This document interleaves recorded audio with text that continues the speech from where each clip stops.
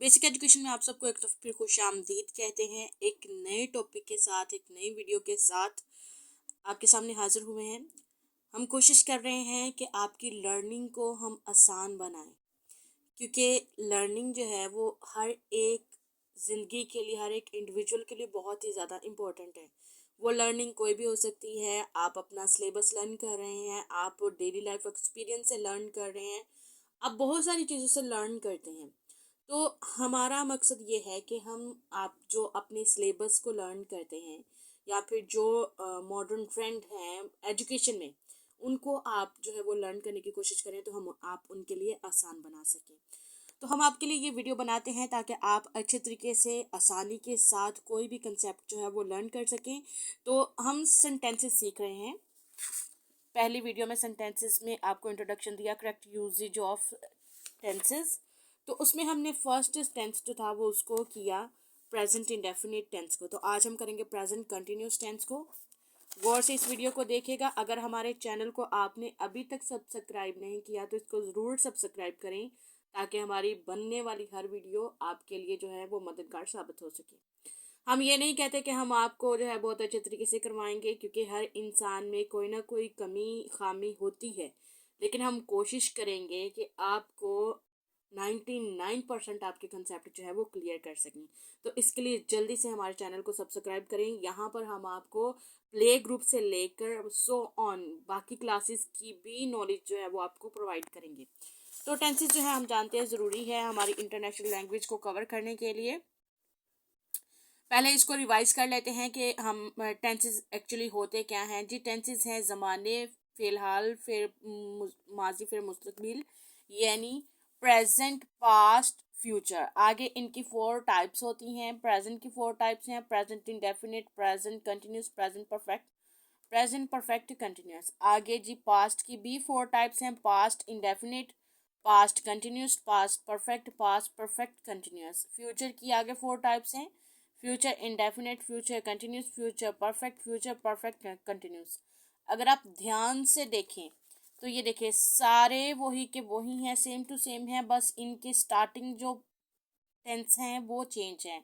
यानी अगर ये प्रेजेंट है तो ये देखिए indefinite, continuous, perfect and perfect, ये सब में आएगा।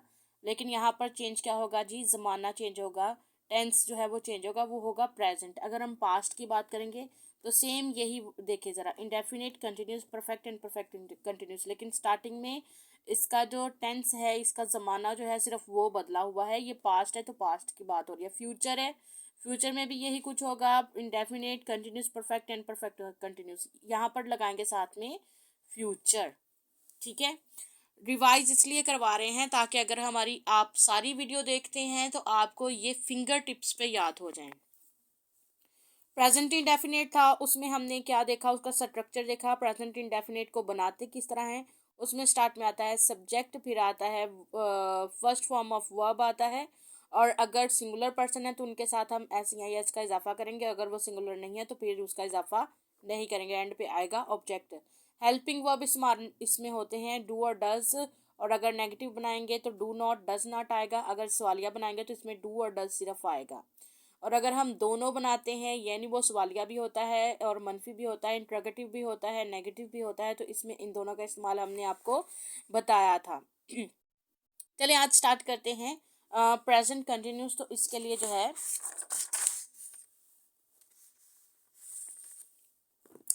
सबसे पहले हम इसका देखते हैं प्रेजेंट कंटिन्यूस का स्ट्रक्चर क्या होता है। प्रेजेंट कंटिन्यूस होता क्या है, क्या टेंस है ये प्रेजेंट कंटिन्यूस। तो प्रेजेंट कंटिन्यूस जो है इसमें हम क्या करते हैं, ऐसा टेंस, ऐसा हम कहेंगे कि ये काम है जिसमें काम होता हुआ नजर आ रहा होता है। मतलब कि इसमें काम खत्म नहीं हुआ, इसमें शुरू नहीं हुआ, इसमें कंटिन्यूअस है, कंटिन्यूटी है इसमें। जैसे कि मैं आपको पढ़ा रही हूँ, आप ये लेक्चर सुन रहे हैं, ये खत्म नहीं हुआ, ये जारी है। अब यहाँ पर मैंने कुछ सेंटेंसेस की एग्जांपल्स लिखी हुई हैं, देखिएगा। मैं एक खत लिख रहा हूँ, तुम अपना वक्त ज़ाया कर रहे हो। वो मार्केट जा रहा है, वो अखबार पढ़ रहे हैं। तो ये इसकी इसके निशानी है, या हम कह सकते हैं, हम कैसे पहचान सकते हैं। तो यहाँ पर कोई भी काम जो है वो कंटिन्यू होता है, कंप्लीट नहीं होता, ख़त्म नहीं होता। तो ये कंटिन्यू होता है, मतलब ये एक्चुअली हमें एक तरह से वक्त का बताता है कि ये इस काम में वक्त हो रहा है, मुकम्मल नहीं हुआ, ये जारी है इस वक्त, इसलिए प्रेजेंट कंटिन्यूस, प्रेजेंट में ये काम हो रहा है।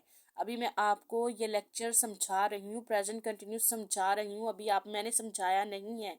आफ्टर दिस वीडियो अगर आप कंप्लीट करके ख़त्म कर दे तो आप ये कहेंगे कि मैंने ये कर लिया, मैंने ये देख लिया, मैं कहूँगी मैंने ये वीडियो बना दी इनके लिए, मैंने इनको ये समझा दिया। लेकिन अभी कंटिन्यू है, अभी कंटिन्यू है, प्रेजेंट है अभी। तो इसका स्ट्रक्चर क्या होगा, सब्जेक्ट आएगा स्टार्ट में, एस वी ओ, तो मैंने बताया है कि ये हमारे हर सेंटेंस का स्ट्रक्चर है। लेकिन आगे फिर बाद में टेंसेस के हिसाब से इसमें थोड़ी सी चेंजिंग आ जाती है। सब्जेक्ट आएगा जी स्टार्ट में, फिर आएगा हेल्पिंग वर्ब, और फिर आएगा वर्ब, पहली वर्ब आएगी उसके साथ हम आईएनजी का इजाफा करेंगे, फर्स्ट फॉर्म आएगी। ये मैं अभी यहाँ पर लिख देती हूँ।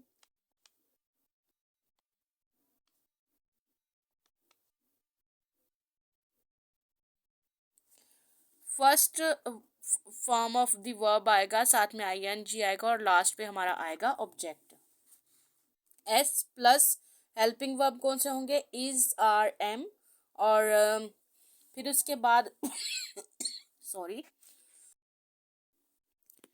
और फिर लास्ट पे वर्ब की पहली फॉर्म के साथ हम आईएनजी का इजाफा करेंगे, और ये यहाँ पे ऑब्जेक्ट एंड पे आएगा। अब देखिएगा, इन्हीं एग्जांपल्स के साथ बहुत ही सिंपल सा स्ट्रक्चर है, मैंने पहले भी बताया है, और मैं आपको हर वीडियो में जब तक हमारे ये टेंसेस की वीडियो चल रही हैं मैं रिपीट करूँगी, ताकि आप अगर 12 की 12 वीडियो देखते हैं ये टेंसेस की तो आपको याद रहे। जब आप इस तरह अपनी सेंटेंसेस को ट्रांसलेट करने जा रहे हैं तो आप ऊपर स्ट्रक्चर बना लें।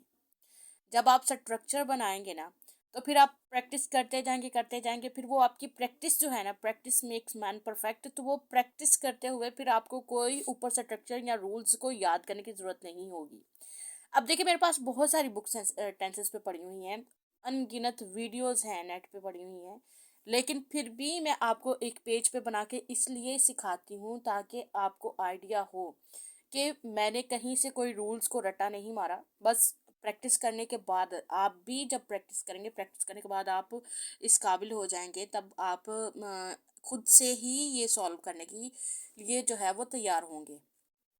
चलें स्टार्ट करते हैं। मैं एक ख़त लिख रहा हूँ, तो मैं की इंग्लिश क्या है जी, पहले सब्जेक्ट, काम करने वाले को हम सब्जेक्ट करेंगे तो शुरू में क्या आएगा, सब्जेक्ट आएगा। चले लिखते हैं यहाँ पे, आई, और आई के साथ हमेशा एम आता है। हेल्पिंग वर्ब, ये देखिए दूसरे नंबर पे आ गया हमारा हेल्पिंग वर्ब, आई, एम, और फिर यहाँ पे आ गया वर्ब की पहली फॉर्म, लिखने की पहली फॉर्म क्या होती है जी, राइट।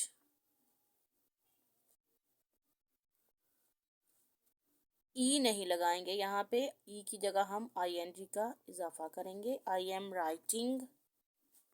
मैं एक खत लिख रहा हूँ, एक अ लेटर।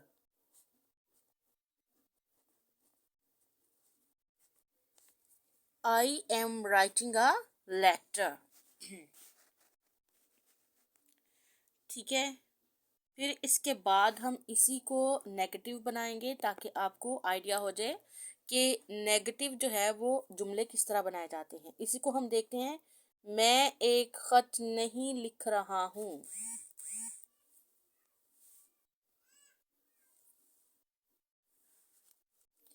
आई, फिर helping verb am, main verb जो है उससे पहले हमने हेल्पिंग वर्ब का इस्तेमाल करना है, ठीक है।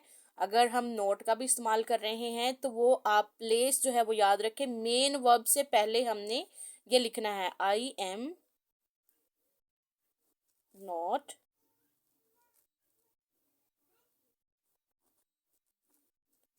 Writing a letter. ठीक है, ये हमारा हो गया जी नेगेटिव। अब हम करते हैं इंट्रोगेटिव यानी सवालिया। तो अब सवालिया में पहले तो हमने प्रेजेंट इंडेफिनिट में जो हेल्पिंग वर्ब है डू डज है, ठीक है, उसके ज़रिए हम नेगेटिव बनाते हैं, उसके ज़रिए हम जो है वो अपना इंट्रोगेटिव या सवालिया बनाते हैं, ठीक है। लेकिन यहाँ पर हम ये जो हमारे हेल्पिंग वर्ब हैं इज़ आर एम यही हमारे सवालिया में इस्तेमाल होंगे, लेकिन यहाँ पर प्लेस जो है वो थोड़ी सी चेंज होगी। सवालिया जब हम बनाएंगे तो सब्जेक्ट जो है वो बाद में आएगा, लेकिन जो हेल्पिंग वर्ब है हमारा ये वाला एच वी जो है वर्ड्स वो हमारे स्टार्ट में आ जाएंगे। और यहाँ पर हेल्पिंग वर्ब कौन सा इस्तेमाल हो रहा है, एम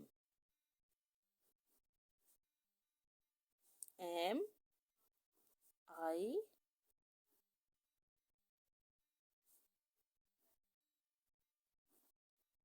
राइटिंग अ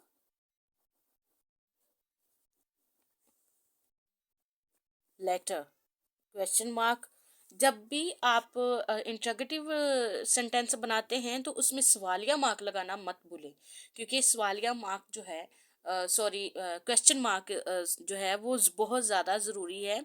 सवालिया निशान लगाना बहुत ज़रूरी है, क्योंकि इसी से पता चलता है कि ये कोई क्वेश्चन है।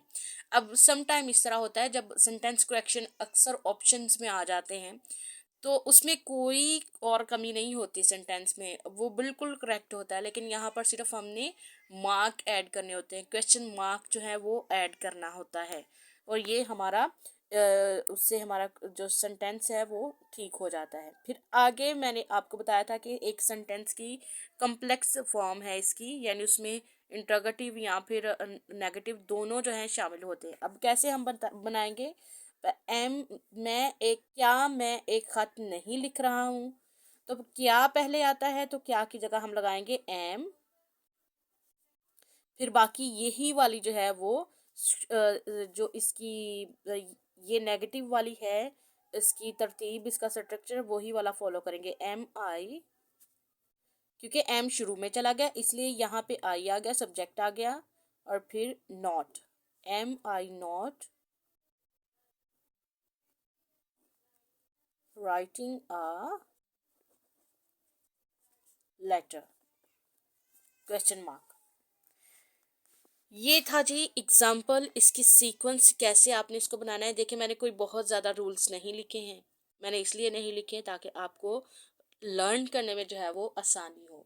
इसको अच्छे तरीके से लर्न करेंगे, अगर हम समझेंगे तो ये कोई मुश्किल नहीं है। बुक्स में बहुत सारे, मैंने बुक से लर्न किया, मैं ये नहीं कहती, लेकिन यहाँ पर जो है वो बहुत सारे रूल्स हमें जो है वो डिफ़िकल्ट लगते हैं, हमें याद करना मुश्किल लगता है। और स्पेशली जब मैं खुद 9th-10th स्टैंडर्ड में थी, तो मेरे लिए उन रूल्स को याद करना बहुत ज़्यादा मुश्किल होता था, और स्टूडेंट्स को मुश्किल लगते हैं। तो इसके लिए देखिए, इसलिए मैंने ये सिंपल स्ट्रक्चर जो था, मैंने वो लर्न करने के बाद सिंपल स्ट्रक्चर जो था वो उसको बनाया, ताकि मैं अपने स्टूडेंट को अच्छे तरीके से इनको और ज़्यादा सिंपल करके, ये जो रूल्स हैं इनको सिंपल करके सिखा सकूं। ओके जी, ये तो एग्जांपल थी, हेल्पिंग वर्ब के हिसाब से हमने एम का इस्तेमाल किया, ठीक है। अब हम करते हैं आर का इस्तेमाल। देखिए हेल्पिंग वर्ब आर, तुम अपना वक्त ज़ाया कर रहे हो, तुम की इंग्लिश क्या होती है, यू, ये हमारा सब्जेक्ट है, यानी एस वी ओ स्ट्रक्चर जो है उसको फॉलो करेंगे। सॉरी यहाँ पे लिखते हैं क्योंकि यहाँ पे हम नेगेटिव बनाएंगे।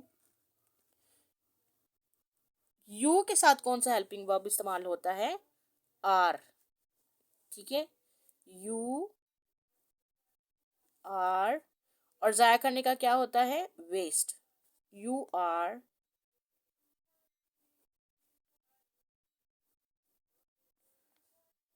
अब वेस्ट का जो है वो ई आगे आता है, ठीक है, लेकिन चूंकि हमने आई एन जी लगाना है आगे, तो हम ई की जगह लगाएंगे I N G, you are wasting your time,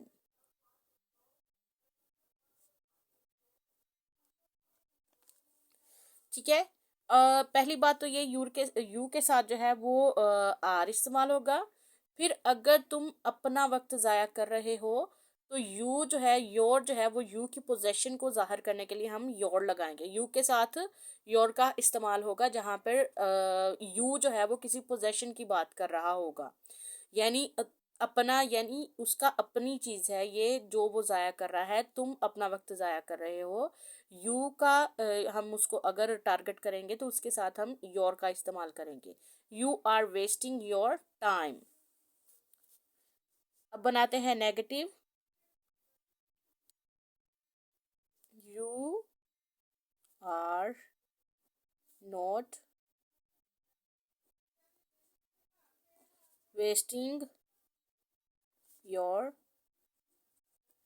time. ठीक हो गया। और इसका हम बनाते हैं इंट्रोगेटिव बनाते हैं, तो आर शुरू में आ जाएगा एज यूजुअल। यू, फिर सब्जेक्ट आ गया आर यू। बाकी सारी सेंटेंस की जो अरेंजमेंट है वैसे ही होगी। You are you wasting time. ठीक है। अब जो कम्प्लेक्स सेंटेंस है उसको बनाते हैं, जिसमें इंटरोगेटिव एंड नेगेटिव वो दोनों आते हैं। तो क्या तुम अपना वक्त नहीं ज़ाया कर रहे हो, तो इसमें क्या की जगह ये जैसे क्वेश्चन मार्क वाला हमारा ये है, ठीक है, जो सवालिया है, इसकी अरेंजमेंट में हम आर शुरू में ले आएंगे। सब्जेक्ट से पहले आर आएगा, आर, फिर उसके बाद सब्जेक्ट यू। और जहाँ पे नेगेटिव, देखिए नेगेटिव की प्लेस है, क्योंकि आर शुरू में चला गया, इसलिए हम क्या करेंगे, are you not wasting your time.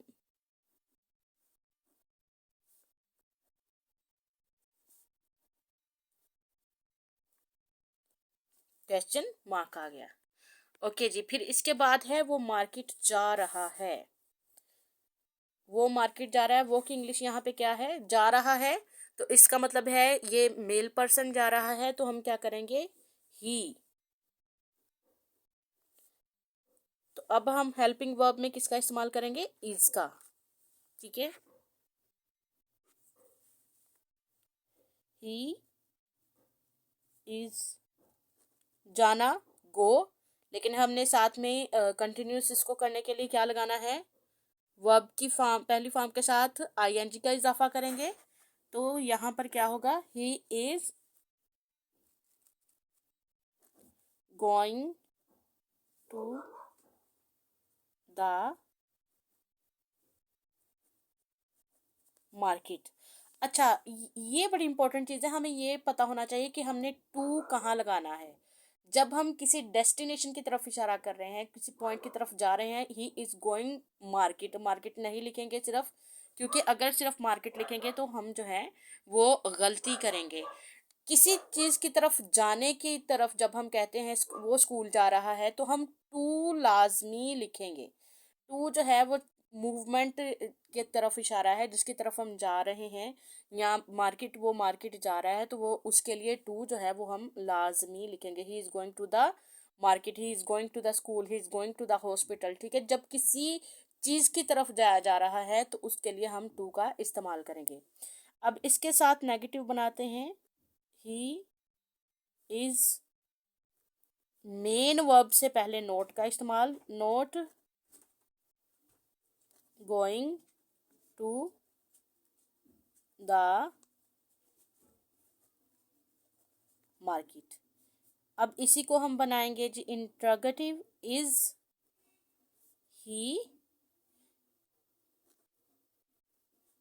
Going to the